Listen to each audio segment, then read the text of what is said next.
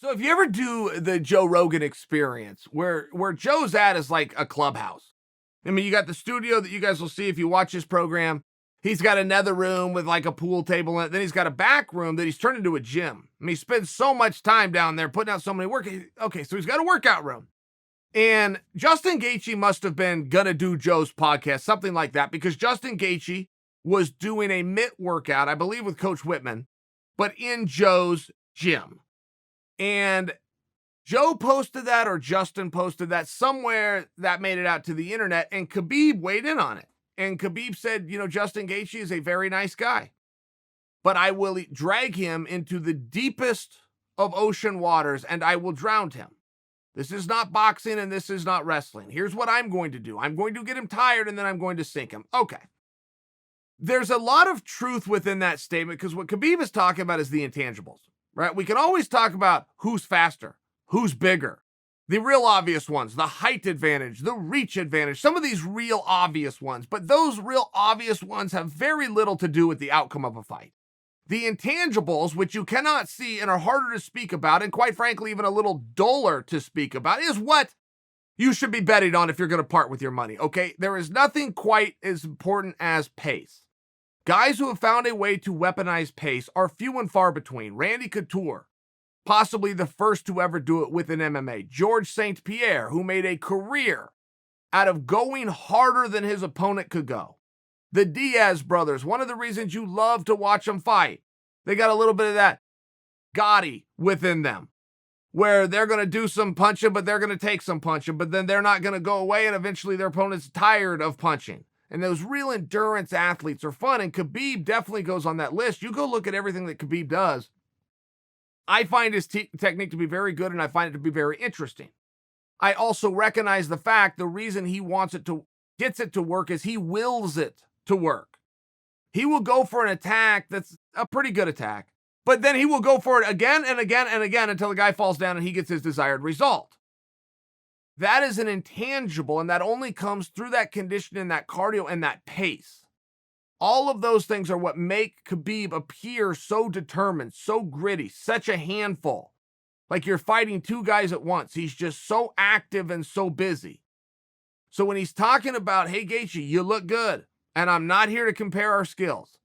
You put out a punching video, I'm not going to go put out a punching video. You'll probably put out a wrestling video, I probably won't put out a wrestling video. But here's what I am going to do, and I'll just tell you. I'm going to do whatever it is that I want to do. I'm just going to do it a whole bunch of times until you're too tired to defend yourself. Now, that's very open by Khabib. I mean, that is what we have seen Khabib make a career off of. And if you wanted to be a little more analytical and talk about his wrestling and his pressure, and he gets you into the fence, and then he trips you off the fence, and then you can, and you would be right. You would be speaking about what you're seeing, which is what would make you right. Khabib is now telling you what you don't see. What you don't see is that I am going to take a swing at this ball more times than anyone else. Throw a ball up, I'm going to swing at it 20 times. You decide if one of those 20 I'm likely to connect. It's a very rare thing. It's something that Khabib has and possesses. I'm not clear as to how he's got it. I mean, you can only run so many miles. You can only spar so many rounds. It's not as though, well, this guy outworks everybody, and therefore, there was a time in that, but that was way back in the 70s when Dan Gable made it fashionable. Dan Gable back in 1972 made everybody aware that if I train more hours at a higher pace than you do, when it's time to compete, I can go harder, longer. Great. And Dan Gable was right. But people saw that and they studied it. Now here we are in 2020, and you still have a guy in Khabib who can push harder, longer. And it just doesn't appear that there's anything that somebody can do. They're going to have to find an athlete that was blessed with the same DNA. And I don't mean to beat Khabib. Gaethje can beat Khabib. I'm just talking about purely to match this one intangible, which is his pace and conditioning. I don't know that we've ever seen anything quite like it. We've seen good conditioning. See it every night. I don't know if we've seen anything quite like it. He and George St. Pierre definitely are alone in that factor. I think that Justin Gaethje also has a very good understanding of everything that I just said. When Justin Gaethje was breaking this fight down, he said, I need 5 good leg kicks. 5 leg kicks where I want to land them. I will change him. The fight will be different after that. I think that's a good assessment. I like that Gaethje isn't talking about, oh, I'm really working on my card. Look, Gaethje's going to get tired. Gaethje gets tired all the time. Gaethje never backs down from being tired. Gaethje has never wilted due to fatigue. The Eddie Alvarezes and the Dustin Poiriers who have found a way to get their hand raised against Justin Gaethje just went out there and had to beat him.